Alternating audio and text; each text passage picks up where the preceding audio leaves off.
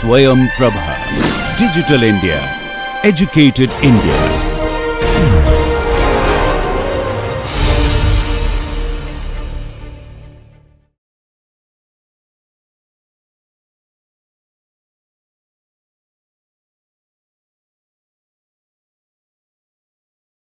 It's a continuation of my previous lecture, okay, where I was trying to tell you some interesting things about our differential geometry, okay, and at least the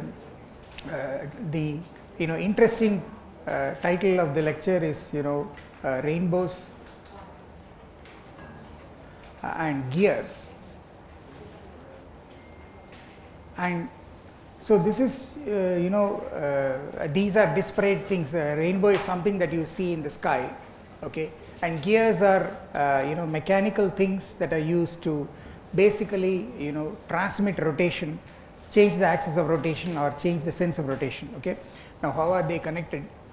So this is the common thing is differential geometry, okay, and it's the idea of curvature, okay. And so to begin with, let me say a few things. The first thing is let me tell you about the idea of curvature, okay. So curvature of a plane curve, okay. So there is this curvature of a plane curve. So what is this? Basically you are looking at a curve on a plane, okay. So when you say curve in general, it is you can imagine it in a plane, which is like drawing a curve on a piece of paper. Then you can also have curves in space, okay. For example, a helix, the DNA is a double helix, okay. So you can have a helix which is a curve in space. And then more importantly, there are curves on surfaces. You can imagine, for example, all the curves you can draw on a sphere, okay. Literally whatever we are doing, whatever movements we make on the ground, they are actually movements on the sphere. So we are actually tracing curves on the sphere, and they are space curves, okay. So, and then of course you can also have curves in n-dimensional space, okay. So mathematics allows you to think beyond 3 dimensions.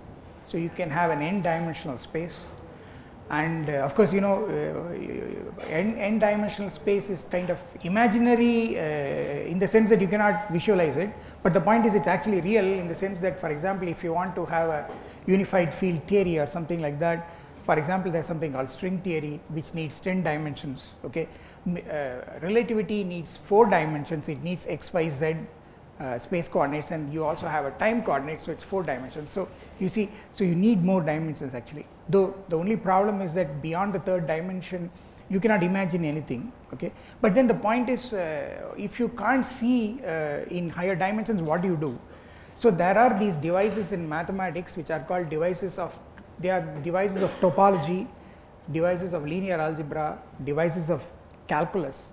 This is what makes you to imagine in higher dimensions and make statements in higher dimensions, even though, so you have some intuition, and then you know how things behave in 2 dimensions, you know how things behave in 3 dimensions. So you generalize that and you get a mathematical intuition, and using that intuition and using the required mathematics, the mathematics that is involved are basically 3 fields of mathematics. One is called topology, which is actually the study of continuity. Then you have the mathematics of linear algebra, which is study of linear maps, which is in simple words study of matrices. And then the third thing is differential geometry, which is basically calculus, okay, which is called manifold theory, okay. So so the point is that we are when you study, you first study curves on a plane, then you study curves in space, 3 space, then you can generalize it to curves on surfaces and curves in n-dimensional space, okay. So the first thing is, how do you understand what is meant by curvature of a plane curve, okay. So the idea is as follows. So what you do is that you have a standard model for curvature, for constant curvature. So there are 2 standard models. One is a straight line, the curvature is 0, okay. And then you have the idea of a circle. A curvature is constant for a circle, okay. And what you can understand is that if the radius of the circle is r, okay, The curvature is the extent to which the circle is curved, okay, and you can see that as r goes to infinity, as r becomes larger and larger, your circle is less curved. That means what you can understand is that the curvature is inversely proportional to r. Okay. So you can see that, so you can write, so what we do is that we take the constant of proportionality to be 1, and then we simply write k equal to 1 by r. That is the formula we take. Okay. And why is this correct in a philosophical sense? If you let r to tend to infinity, your circle becomes a straight line. A straight line is considered as a circle with center at infinity or radius infinity. Okay. And then 1 by r, as r tends to infinity, 1 by r goes to 0. So straight line has curvature 0. So these two are consistent. Okay. So the moral of the story is that how do you measure constant curvature? By looking at a circle. Okay. Now how do you do this for a curve? So this is a question that was posed by Newton, and it was answered by him because it requires calculus. Okay. So basically the idea is like this, and it's a very standard question in physics, in kinematics. You know that when a particle is moving in a circle, okay, you know very well that if it is moving with the tangential velocity v and the radius is r, and the mass is m, okay, then the centripetal force is mv squared by r, that, okay. And of course, the centripetal force is directed, to the towards the center of the circle, okay. So it is in the minus r cap, okay, where r cap is is r vector by r, mod r, which is just r vector by r, okay. So the centripetal force is kind of acting towards the center of the circle. So this is the centripetal acceleration, and if you forget the mass, then it's basically v squared by r, okay. And the question is that this is the case of uniform circular motion of a particle, okay. Now the question is, what if suppose what is the most general kind of motion? You have something moving on a curve, okay, on a plane curve, okay. So what happens is that you have a particle moving on a plane curve like this, right? And then the question is, how do you describe this? How do you describe this? How do you describe this motion? This motion has you must understand that it has two components. One is there is also translation, because you are covering distance. At the same time, there is also rotation. At every point there is rotation and translation. Now the point is that you can somehow try to separate this and study the rotational aspect. If you concentrate at a point, this is called instantaneous, okay. So what happens exactly at that point of time, okay.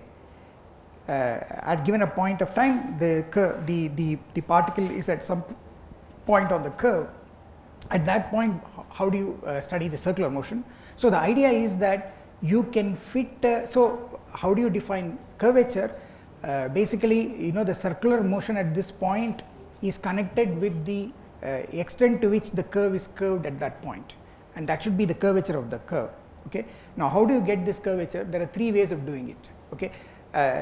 So let me call this point as P, okay. Then this curvature of the curve gamma, so I will call this is the curve capital gamma at the point P. It can be defined in three ways. One is the so called geometric way, the other is the so called let me say analytic way, and there is a third way of doing it, and this is the so called calculus way, right. And so I will tell you the geometric way, and I will very briefly tell you about the calculus and the analytic ways, because probably you are not introduced to calculus. So what is the geometric way? The geometric way is very easy. Basically what you do is, you see what is the standard model for curvature? It's a circle, okay. So all you have to do is, at this given point, you try to compare the curve to a circle passing through that point, okay. And what circles will you take through that point? Not all circles. They should be they should be circles which touch the curve at the point. So basically what happens is, this curve has a tangent vector at that point. This is the tangent vector to the curve at the point. And then you look at all possible circles which touch this curve, which means that those circles will also have the same tangent. So basically what you do is, you look at you look at a circle like this, and mind you, unfortunately my circle is not so neat. So here's a green one, and then I can draw another one, say a red one. Okay, I can draw various circles. All right, and of course I can draw them on both sides, but I draw them on the side in which the curve is curved. All right, and then the point is that you try to get a best fitting circle. Now, what is the meaning of this best fitting circle? The best fitting circle is a circle that very close to the point, you see the circle should approximate the curve maximum with minimum error to the maximum extent. Okay, that is the best fitting circle. Okay, and you find that best fitting circle and you take its radius, then you take the reciprocal of the radius. We have agreed that's the curvature, and that's how you get the curvature. So what happens is that you get this purple guy here. This purple guy here is the best fitting circle, and then I'll call it as CP. All right, and this is called the circle of curvature. So how do we decide that it's the best fitting? Good question. So I'll tell you. Yeah. So I will come to that. I'll come to that. So that is the next question. So you find a best fitting circle, and then what you do, that's called the circle of curvature. Then it has a point, a center, and that is called the OP. This is the center of curvature. Okay, and this circle has a radius, so you can imagine this will be 90 degrees to this tangent. Okay, that will be a common tangent to both the circle and the curve at that point. And this radius, you will get this, if I call this as P, then you have this, you get this R, so I will call it as rho. Okay, rho P. This rho P is actually this distance, so rho P is actually the distance POP, and the curvature at the point P, so curvature is given by kappa, so I will use kappa, which is just Greek K. Kappa at P is just 1 by rho P. Okay, so this is the curvature. This is the curvature function. Okay, and you can see that you see this curve, as the curve becomes flatter, this circle becomes bigger, and and if the curve is very sharp, then the circle becomes very small. The curvature increases. Okay, so that's how it is. Now the question is, how do you get this best fitting guy? To that so this is a geometric way of looking at curvature, but there is this question of what is meant by best fitting. And of course, this best fitting, as you asked, you can actually do the following thing. What you can do is, I can compare the distances between very close to this point. I can compare the distance between the curve, points on the curve to points on the circle in the normal direction. And basically I want that distance to be minimum. I want it to be minimized. Okay, so the distance between the curve and the distance between the circle close to the point in the normal direction, I want that to be minimum. That should be the way to get the best fitting circle. Okay, I mean, I want a curve that kind of infinitesimally as you go very, very close, that approximates the curve to the maximum extent. So you can see that this is some kind of a limiting procedure. Basically what I can do is, see what is it what am I trying to say? I am trying to say the following thing. I am saying that see, for example, you take, so this is, so let me show this. So you see, this is the so you see, this is the curve, the way I have drawn it. Wait a minute. So this is my curve. All right, and then what I do is, suppose I take this red line, take this red circle, then of course this is supposed to be a single point. Okay, what you do is that along the normal direction you measure. All right, you measure in the norm. So the normal direction is this normal to the tangent direction.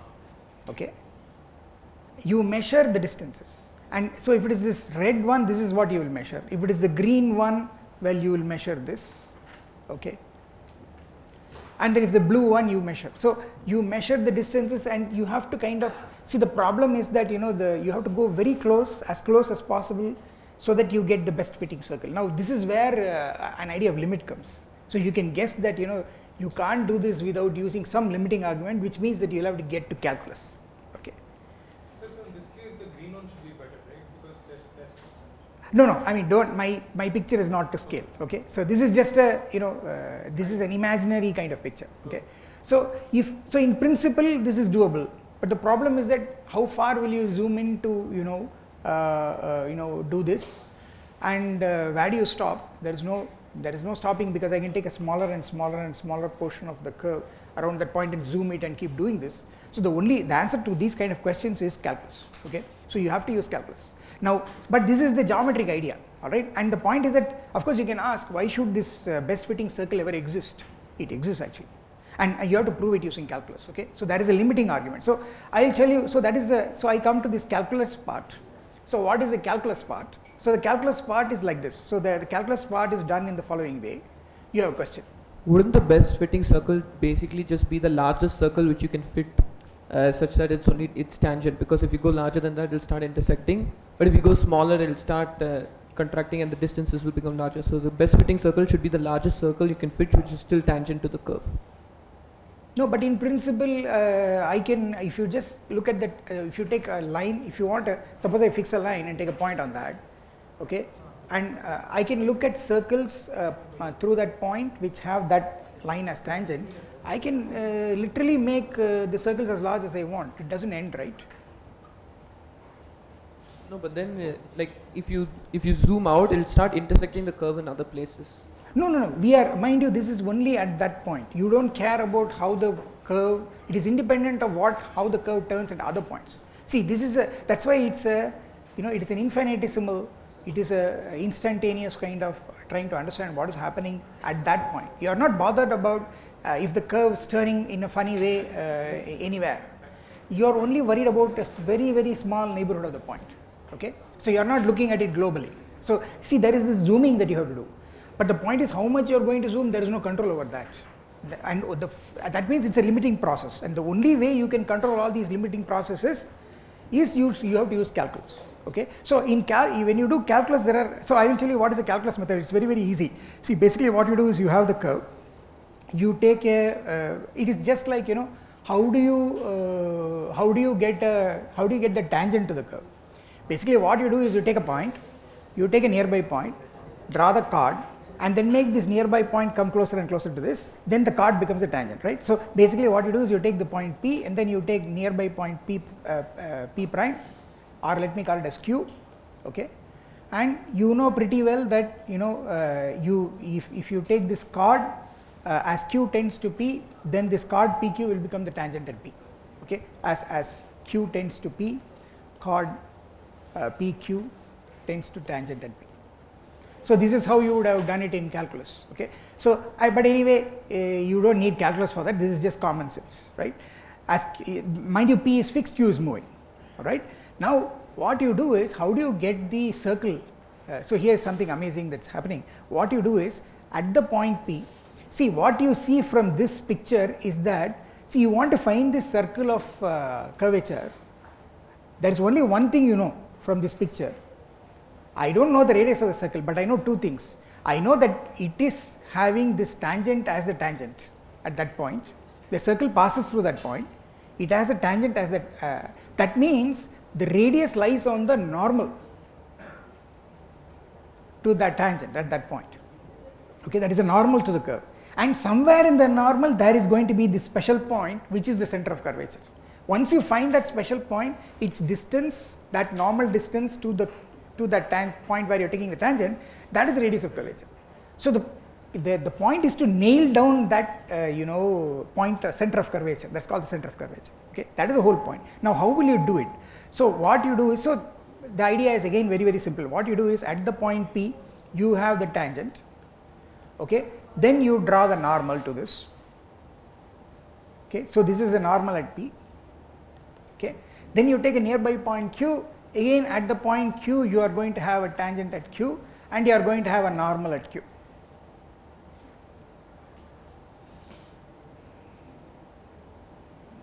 Okay, and these two guys, they intersect at a point. Now you know what we are going to do. You try to take the limit as Q tends to P, and then this intersecting point, I call it a CPQ. This will tend to the center of curvature OP as q tends to p. You should, so you see there's somewhat of a, there's something here that is funny that's going on. See, as q tends to p, the tangent to q will also tend to tangent to p, okay, because I am assuming the curve is a smooth curve. That means the tangent is varying continuously smooth curve. So assume everything is continuous and nice, okay. Then what happens is, you see this NQ and NP, they are going to become literally, they are going to merge. Then you see, you will not be surprised if this point CPQ goes to infinity. See, after all, it's the same line, right? As it comes closer and closer, it looks like this point CPQ may go away to infinity, right? But it doesn't happen. So that's the beauty. You have to use calculus to show that the CPQ goes to a finite limit, and that limit is the that point that you're going to get by calculus, that is the center of curvature. So now what you'll have to do is, now you have to translate all, you can write the equations of those lines by analytic geometry, you can write their slopes, then you can use calculus to calculate this, and you can get the calculus formulas for the center of curvature, radius of curvature, and so on. So this is the calculus method of doing it, okay. So the idea is that, basically the center of curvature is kind of, you take nearby normals and take the limit. That's your center of curvature, okay. That's the idea, okay. So now of course I think I have told to my project students, I don't know whether whether they discuss with you, but you are also welcome to discuss with them. There is a book, the book that I gave is Andrew Presley, Elementary Differential Geometry. It's a very nice book to read, okay. And I think you were asking me about somebody, was it you or was it the other girl, for a good calculus book? Oh, it was you, okay. So I have a recommendation for a good calculus book that you can read, that will help you even if you go to college. And it's a book, it's a very, very simply written book. It's very good. It's good for physics and engineering. So the name of the book is, it's famous, it's called Piskunow's Calculus, okay. Piskunov, Piskunov, Piskunov. So it has 2 volumes, differential calculus and integral calculus. It's written in excellently beautiful, simple language, okay, and it has a wide coverage of calculus that you need for, university and engineering, all undergraduate stuff, okay. You have all the calculus that you need, so you can read that book, okay. So that's a good book if you want to, it's a long term, very readable book. It has calculus in one variable, then it has multivariable calculus, it has differential equations, then you have also other advanced topics like Fourier series and things like that, okay. It's a very good book. Okay, so let me get back. So it is Piskunov Calculus, and it's actually 2 volumes.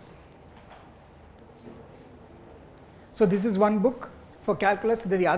My other favorite is, of course, as I told you, is Andrew Presley.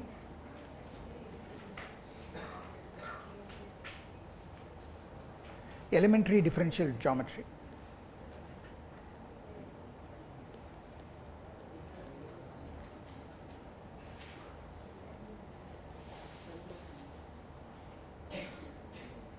Okay. So these are very nice books to read. Right? Yes, you got it. Yeah. Piskunov is also available. It's a very famous book. I think it was translated when I was born. So it's a very old book. Okay, so it's a classic. It's very nice to read.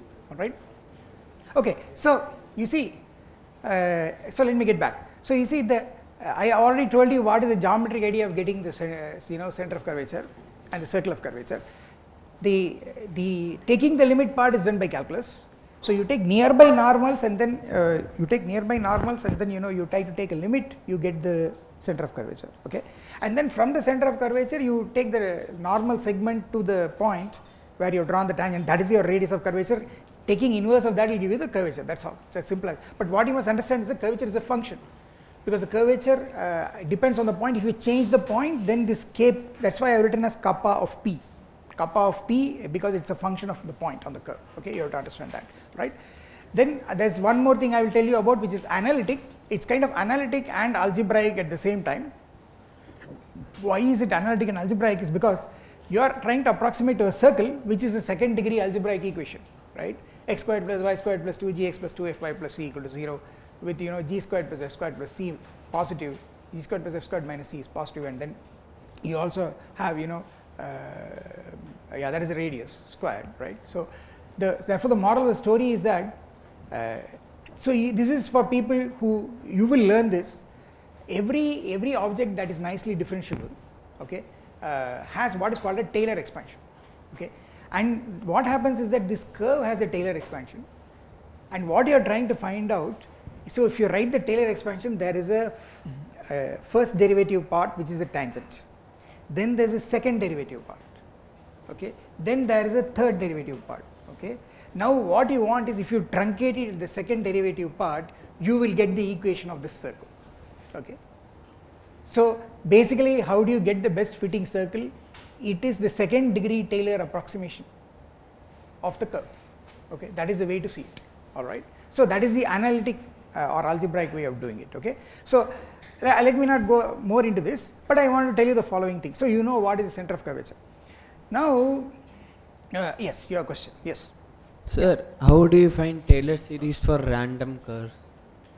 For Random curves, like any curve, given curve, how do I find the Taylor series? Yeah, that's a good question. I mean, you have to write out you write the curve as a function of one variable, because it's and then in that one variable, then we can use Taylor's theorem. Then you use Taylor's theorem, that's all. See, for example, if you take a circle, center let us say 0, center 0, and let us say radius let us say r, okay, then this is x minus x naught, though, so here this is x squared plus y squared equal to r squared.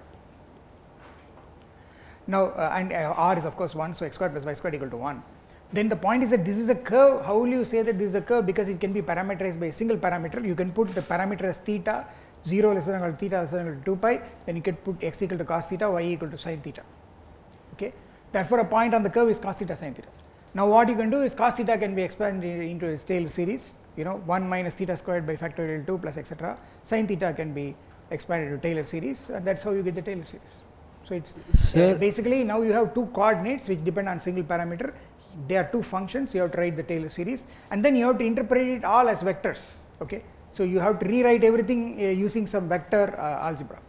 Sir, so it's basically Taylor series of function of two variables, but the two variables are actually one variable, because the two variable point is moving on a curve which is actually one parameter, alright, okay. Sir, do we have a method by which we can write any given curve as a function in some variables? That depends on what is your definition of curve. No, because some curves are like continuous, like they can have a given function which denotes whole of that curve, but some cannot be done like that. No, of course you have to put conditions on the curve, okay, and then so this is the topic of what is called as implicit function theorem in manifold theory. So when can you write it out in a nice way? How can you write? When is an implicit function going to define an explicit curve? What are the conditions for that? So this is a multivariable calculus question. It's called the implicit function theorem. So this is a very general question, okay. But I don't want to get into that at the moment. You can look at any, for example, you can look at any multivariable calculus and look at the implicit function theorem. That is the theorem that that will answer your question. Sir, okay. One more doubt, sir. Yes. You gave it this way. Can we express any curve in its parametric form and then write the Taylor series for it? Yeah, of course. You can do that, of course. That's exactly what I said. You can do that. Except that now you have to write the curve as, xi plus yj. So it will become cos theta I plus sin theta j. And in the cos theta I, you put the cos theta Taylor expansion. Sin theta j, you put the sin theta Taylor expansion, and then write it in I and j. Okay. So yeah. So now let me. So what is it that we have seen? You have curve, and you have the idea of curvature, and you have a circle of curvature. At every point there is a circle of curvature. There is a center of curvature. Okay. Now from this curve we are going to. So I am trying to get to, this how are rainbows and how are gears connected. Okay. So yes. Sir, Sir, all these calculations are for curves which are drawn on a plane surface which is completely flat. What will happen if you bend that plane surface? How will the curvature change? Curvature of that curve, which is like on a let's say a hyperbolic surface, will it change, or with respect to the? Yeah, it's a good question. So first of all, the root. So he is asking about space curves, in particular about curves which are lying on a surface, right? But in general, you can ask about space curves. Now the point is, for a space curve, how do you define curvature? That's a separate story. Okay, I'll come to that. Okay, I'll come to that. So since you asked it, that's also, it's not a bad idea that I tell you what it is. Okay, so this is what you do for a space for a plane curve. How will you do it for a space curve? So let me explain that. Since you asked that, it's also probably the right time to say. So you see, let me take a space curve and say let us say in 3D. In 3D, there is that means in arc 3. Okay. So you see you take something like like a helix. Think of a helix. Now what is happening is that if you take a point on the curve, okay, this curve is moving in space now, or it's no longer in a plane. So now what do you mean by curvature? Okay. So again, what I can do is that you see in the plane what happened. If you give me a point on the curve, I have tangent, and then I can take the best fitting circle, and I have a calculus way of getting the best fitting circle. That will give me the circle of curvature. Its center is the center of curvature, and its radius is the radius of curvature, reciprocal of which is the curvature. Everything is nice. The problem with the space curve is that there is no plane. Okay, what happens is, in a space curve you have a tangent. You have of course a tangent vector. Okay, the problem is that this tangent vector does not give you any special plane. There are so many planes which if you take a line in 3 space, there are so many planes that that pass through that line, right? In all 360 degrees you rotate. Take any plane, you can rotate it, okay, about that line. So there is no particular plane available for you. Okay, so if a plane is available for you, then what you could have done is, in that plane, you can try to get an approximating circle. But here again something amazing happens. What really happens is that you do the same calculus procedure. What you do is that you take this point, and then what you do is that you draw the normal at this point. Okay, so you draw the normal at this point. Okay, then what you do is you for all practical purposes, at least try to take 2 or 3 points, okay, so that there are no redundancies. So what you do is you take another point, let us say q1, and you take another point before and after q2. What you do is at q1 again, you have tangent, okay, and you have a normal. So let me draw this. So you have this normal at q1, and then there is also a normal at q2. And of course there are the tangents at q1 and q2. So so this is a tangent at q1, this is tangent at q2. And now what you must understand is that it's somewhat messy, because these are all lines which are in space, okay, and whether they intersect and all we don't know, because lines in space can be skew lines, all right. But again what happens is that you take these lines, there are 3 lines. Pairwise each of these lines determine a plane, and you get 3 planes. In general, 3 planes, if they intersect correctly, they will intersect at a point. Okay, that's because 2 planes will intersect in a line.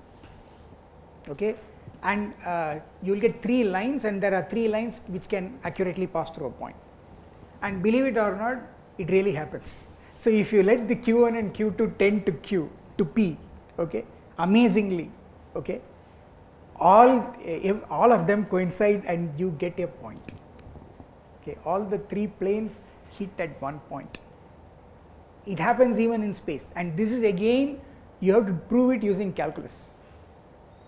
Okay, and sometimes there are redundancies when you may have to use 3 or maybe even 4 points depending, but the point is you will get a consistent limiting point. So actually what happens is, once you do the calculus procedure, everything works, you actually end up getting a plane. So the amazing thing is the calculus procedure works, and you end up getting a particular plane through which the tangent line passes, and that plane is called the osculating plane. That is a very special plane, and in that osculating plane what happens is that you get a circle. That circle will be the circle of curvature, okay, and that circle will have a center, and that will be the center of curvature, okay. And of course, once you know that, you have this, you get the radius of curvature at the point, and then you can write the curvature at the point to be reciprocal of radius of curvature at that point. So the point is, this whole calculus stuff works if you do it properly, okay. What is so special is that it is only this calculus stuff that gives you this special plane which contains a tangent vector called the osculating plane. In principle, there are an infinitude of planes that contain a given line, but you get a particular plane, okay, and that is called the osculating plane, okay. And that, so even for a space curve, you get a plane, a very special plane containing the tangent vector, that's called the oscillating plane. In that plane you get a special best approximating circle, that is the osculating circle.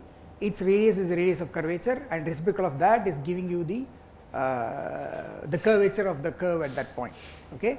Then, but the problem is, what this thing does is that it gives you only how the curve is turning along that plane, but the point is why it's called osculating plane, because the plane itself is changing. That's the whole point. As the point moves, this plane will start oscillating, it will start fluctuating, okay. So there is a tendency of the curve. So what is the difference between a plane curve and a space curve? In the space curve, there is in the plane curve, you see the curve is only in the plane, there is no motion perpendicular to the plane, okay. Whereas in the space curve case, there is a motion perpendicular to the plane, and that motion also leads to a new kind of curvature, it's called torsion, okay. So basically what you do is that you have this plane has, so at this point, if I draw it, draw another picture, so here is your curve, okay. Can you wait until I just finish this? So you see, you have this curve, you have this point, this is a tangent vector, the tangent at that point. Now there is a tangent plane here, this is the osculating plane, and then there is the circle of curvature, and then there is a center of curvature, okay. And then you have this so-called, so this is a normal direction, so this is 90 degrees, okay. Now there is a third normal, and so I'll write this as normal at the point, and then there is a third normal, this is perpendicular to both of these guys, and this is called the binormal at that point. It is the normal to the oscillating plane, and somehow that is the vertical motion. See, why is the curve not in a plane? It's always trying to run out of its plane, that because of a vertical motion in the binormal direction, all right. And if you try to understand what is, so there's one more point of this that I so this is the right time to say it. See, I told you originally, if you are looking at a circle, then the radius of curvature reciprocal is the curvature, and what is the, if you look at it how do you get the curvature from physics? What is the centripetal force? Magnitude is mv squared by r. You put m equal to 1, you get v squared by r. Make v 1, that means you make the curve to be unit speed, okay. Making the curve unit speed means what? You are traveling around a circle with unit speed. Remember, that is uniform circular motion, but velocity is changing. The magnitude is the same, but the direction is changing, okay. So it's not constant velocity, it's constant speed. If you make v equal to 1, what happens to the modulus of this? It becomes 1 by r, which is the curvature. Therefore, moral of the story is, there is another important thing, another physical meaning for curvature. You travel unit speed on the curve, your acceleration is exactly your curvature, okay. The curvature of curve at every point is nothing but you make sure you travel unit speed on the curve and measure your acceleration. That's your curvature, okay. So for a unit speed curve, acceleration is just the curvature, okay. And now you can understand what I'm going to say. I'm going to say that, you know, I told you that there is a for a space curve, there is a oscillating plane, there is a tangent, there is a normal, there is a binormal. The binormal points outside the oscillating plane. Now if you try to measure the acceleration of the binormal, that is the vertical motion which is pushing the curve outside its plane all the time. That's what is making it move in space. For a plane curve it will be 0, so it will remain in a plane. For a non-plane curve, for a space curve, it will be non-zero, and that is going to be your measure of what is called as torsion. It's called the second curvature. So a space curve is controlled by two things. It's controlled by the acceleration. If you travel unit speed, there is the acceleration, which is a curvature. Then you are going to get something called torsion. And torsion and curvature, they are the things that control all the data for space curves. Okay, so that is the idea. Okay, so now questions. Yes. Sir, do you define the curvature of a space curve as the curvature of the curve in its oscillating plane? No. The curve is not in a plane first. No. Like after we find the oscillating plane. Yeah, you find the oscillating then the plane. curvature we find, we define it the curvature of that curve at that point. You define so the definition is you find the oscillating plane, find the oscillating circle. In fact, there is something called oscillating sphere actually. Okay, because it's 3D. You find the radius of the sphere and take reciprocal. That is your actually the curvature. That is the definition. Sir, one more. But you can also. But the point is that you have to do this. If you want exact formulas, you have to do it using calculus. So it's calculus, vector calculus kind of thing. But except that vector calculus is just scalar components, and you do the calculus on the scalar components. Sir, and you told normal NP and NQ tend to each other, then we'll get one point which like will find us. Sir, like if they are collinear, then obviously we'll find multiple points. But how should we write the differential or use calculus? No. You are asking for the method that yes. So that is such something that they tend to each other and they intersect with a particular. Yeah. That's a derivation that has to be done. Okay. So I don't have the time here to do that. But you can look at it. It's available on the web. If you search for it, you can write it down. So you have to write. It's the usual way you write. You have to write the point. You have to parameterize the curve with t. So the point p naught will be parameterized with t naught. Nearby point will be written as t naught, parameter value t naught plus delta t, and you have to write everything in terms of delta t, and then take limit delta t tends to 0. You have to make when you take the limit, always you have to be very careful. You have to divide by the right things and then take limit, because if you directly take limit, you will get 0 equal to 0. You will not get anything. Sir, so it's a big derivation. It takes some time. Sir, so we can take parametric points and make the parametric points tend to each other, and then find the normals at those parametric points, and then find their intersection. Absolutely. So any calculation that you do with curves, you have to first parameterize them, because you need a variable on the curve